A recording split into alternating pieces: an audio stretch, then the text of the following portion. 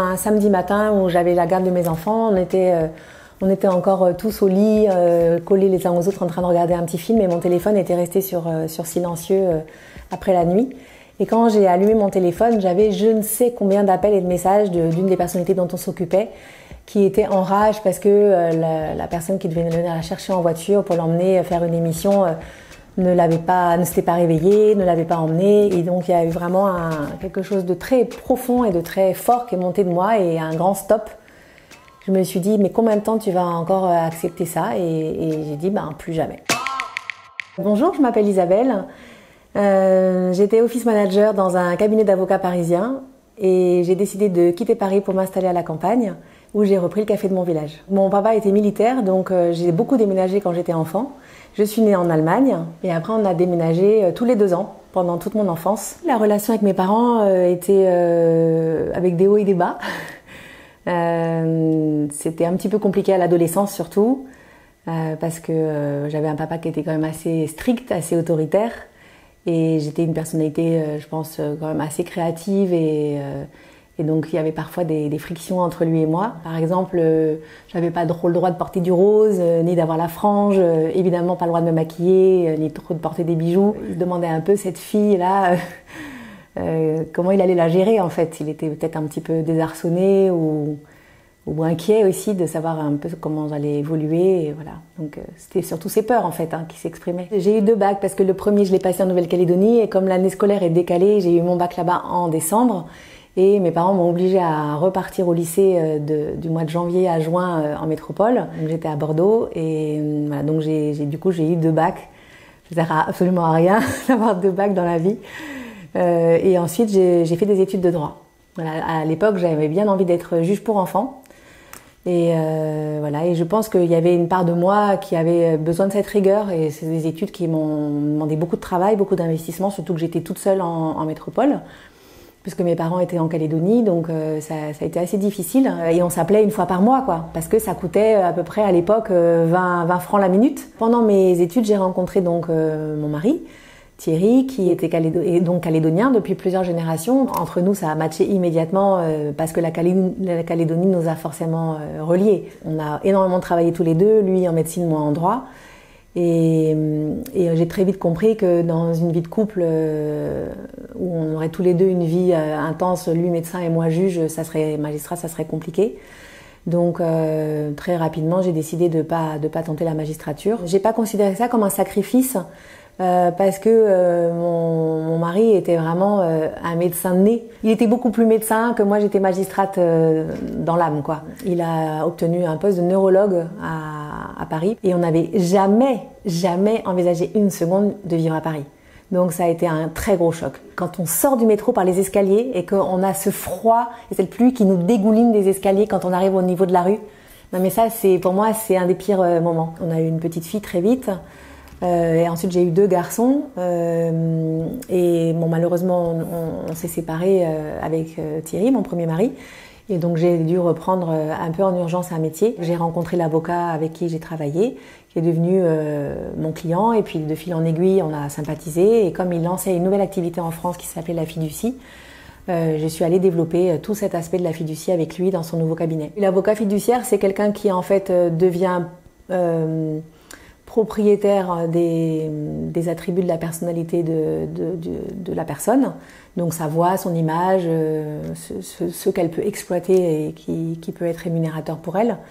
Et l'idée, c'est d'aller donc utiliser ces attributs pour les mettre au service des marques, qui a à la fois le côté juridique qui me plaît, qui est très carré du fait que ce soit des contrats et que on doit les respecter à la lettre. Et puis il y a le côté extrêmement créatif derrière de l'histoire entre la personnalité et la marque, qui vient énormément enrichir le quotidien au niveau du travail. Dans les années 2008-2009, j'ai rencontré quelqu'un avec lequel je partage toujours ma vie aujourd'hui, avec qui je me suis mariée et avec qui j'ai eu une petite fille. Donc lui avait lui-même 2 enfants, donc on s'est retrouvés à Paris avec 6 enfants. Réussir à loger donc 6 enfants dans un appartement parisien, ça signifiait avoir quasiment obligatoirement 5 chambres. Donc on a passé des gros budgets dans les loyers de nos appartements pendant toutes ces années-là. Et puis aussi l'impossibilité d'acheter à Paris, malheureusement, parce que des appartements de cette taille sont complètement inaccessibles à l'achat, quoi. Et c'est comme ça qu'on a acheté cette maison ici à Tavers, à la campagne, parce que ça nous permettait les week-ends de souffler un peu et d'aller prendre l'air à la campagne. Et j'ai commencé à avoir des petits signaux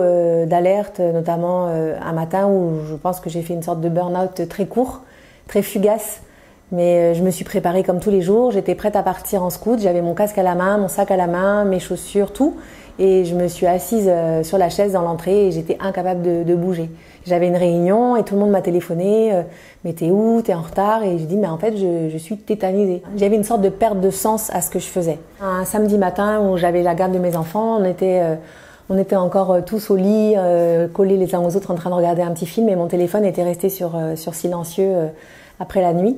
Et quand j'ai allumé mon téléphone, j'avais je ne sais combien d'appels et de messages d'une des personnalités dont on s'occupait qui était en rage parce que la personne qui devait venir la chercher en voiture pour l'emmener faire une émission ne s'était pas réveillée, ne l'avait pas emmenée. Et donc il y a eu vraiment quelque chose de très profond et de très fort qui est monté de moi et un grand stop. Je me suis dit, mais combien de temps tu vas encore accepter ça? Et j'ai dit, plus jamais. Et le lundi matin, ma lettre de rupture était écrite. C'était un vrai arrêt et ça a été assez brutal. Parce que quand on a une vie professionnelle aussi dense que celle que j'avais, tout d'un coup, on sait plus quoi faire de ses journées. Et c'est là que j'ai compris que Paris était une ville qui n'était pas du tout faite pour moi. Ou que j'étais pas du tout faite pour Paris plutôt.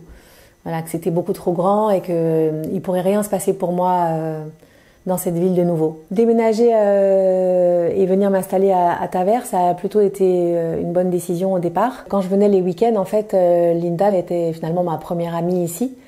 Elle-même a eu 4 enfants et elle a un petit peu tâtonné aussi au niveau professionnel pour trouver vraiment sa voie et ce qu'elle avait envie de faire. À force d'explorer un peu toutes nos compétences, nos envies, ce qui nous animait vraiment profondément, on a fini par se rendre compte qu'on était attirés par la même chose, quoi, l'envie de créer du lien, d'accueillir les gens, de créer un lieu en fait. De notre rue, on passe obligatoirement devant le café tous les jours pour aller à l'école, pour aller faire nos courses. Et du coup, on voyait cette grille baissée, ce café fermé, et puis on s'est dit pourquoi on n'irait pas visiter.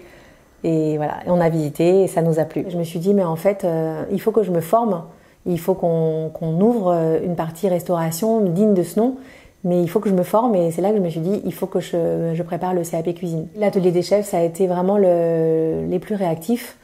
Ils m'ont paru très sérieux. J'ai regardé aussi les avis et il y avait l'air d'avoir des avis plutôt favorables. J'ai aussi appelé des gens que je connaissais à Paris qui étaient dans le milieu de la restauration qui m'ont dit que les apprenants qui sortaient de chez eux en général étaient plutôt bien formés et avaient bonne réputation. Et puis au niveau rapport qualité-prix, ils étaient très bien placés aussi. On pouvait vraiment travailler les cours quand on voulait dans la semaine et on cuisinait en fait les week-ends. Et vous passez tous les produits quasiment qui existent en revue, les fruits, les légumes, les viandes, les volailles, les poissons, etc. Ensuite, ça m'a appris à organiser mon temps, à structurer justement les étapes de travail pour être capable de fournir un plat à telle heure, chaud, bien présenté. Voilà. Et aujourd'hui, tous les matins dans ma cuisine, je m'en sers. On a envoyé des photos et des vidéos pour être corrigés. Donc c'était assez bluffant parce que ils voient tout. Ils sont très très forts. Tout ce qu'on a envie de camoufler, de dissimuler, ils le voient tout de suite. On est toujours encouragés. Ils nous expliquent pourquoi ça n'a pas forcément donné le rendu qui était attendu. Et puis, ils vous appellent aussi. Il y a quelqu'un qui vous appelle régulièrement pour savoir comment vous allez, comment vous vous sentez, etc. Pour savoir un peu aussi psychologiquement, je pense, comment ça va. Et puis après, il a fallu travailler, nous, notre projet, aussi toute la déco, puisqu'on a entièrement tout fait toute seule. Et puis le 30 janvier, on a ouvert. Je me suis retrouvée le mardi matin et fallait servir. Et on a eu tout de suite du monde et on a, je sais plus combien de couverts on a fait le premier jour, peut-être 10 ou 12. Et voilà, c'était lancé quoi. Depuis qu'on a ouvert, je me sens bien, mon associé aussi. Mais voilà, ça nous met quand même une belle pression, et Linda au service et moi en cuisine, pour maintenir ce niveau. On a dû apprendre complètement tout ça. Je sens quand même qu'on s'habitue, que notre corps aussi prend le rythme, notre cerveau aussi va plus vite. On prend quelques mécanismes, quelques habitudes, et ça va mieux. Donc je pense que ça va aller de mieux en mieux. Mais j'aimerais bien maintenir notre niveau de prestation à son max. Donc je pense que le jour où on sentira qu'on est peut-être sur la pente descendante au niveau de notre énergie, de ce qu'on peut mettre dedans, on pensera à passer la main.